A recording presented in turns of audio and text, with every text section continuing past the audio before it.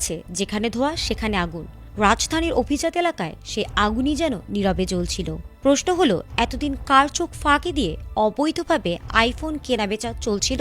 সস্তা দামের লোভে সাধারণ মানুষ না জেনেই কি প্রতারিত হচ্ছিল? সম্প্রতি এই চাঞ্চল্যকর তথ্যে উঠে এসেছে ঢাকা মহানগর গোয়েন্দা পুলিশের পরিচালিত ঝটিক অভিযানে। খিলক্ষেত উত্তর এলাকায় অভিযান চালিয়ে বিপুল পরিমাণে নকল আইফোন উদ্ধার করে পুলিশ এবং এর সাথে যুক্ত ৩ চীনা নাগরিককেও গ্রেপ্তার করা হয়।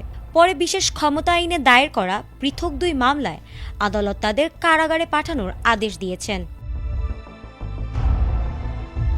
তদন্ত কর্মকর্তারা আদালতে করা আবেদনে উল্লেখ করেছেন, আসামিরা বিদেশি নাগরিক হওয়ায় জামিনে মুক্তি পেলে তদন্ত ও বিচার কাজে ব্যাঘাত সৃষ্টি হতে পারে, এমনকি তারা পালিয়ে যাওয়ারও সম্ভাবনা রয়েছে। তাই তদন্ত শেষ না হওয়া পর্যন্ত তাদের জেল হাজতে রাখা একান্ত প্রয়োজন। জানা গেছে, ৭ জানুয়ারি বিকেলে গোপন সংবাদের ভিত্তিতে খিলক্ষেত থানাধীন নিকুঞ্জ এলাকায় অভিযান চালিয়ে ২ চীনা নাগরিককে গ্রেপ্তার করেছেন পুলিশ।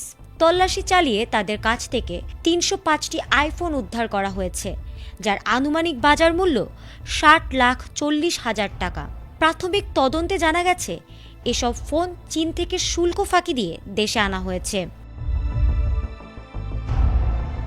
অন্যদিকে উত্তরা পশ্চিম থানার মামলায় ডিবি পুলিশ উত্তরার ১৩ নম্বর সেক্টর এলাকা থেকে এক চীনা নাগরিককে তার ভাড়া বাসা থেকে গ্রেপ্তার করেন।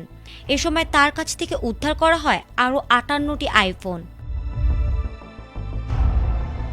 ডিবি পুলিশের তথ্য অনুযায়ী অভিযানে মোট ৩৬৩টি আইফোন, বিপুল খুচরা যন্ত্রাংশ এবং ৮ বোতল বিদেশি মদ জব্দ করা হয়েছে।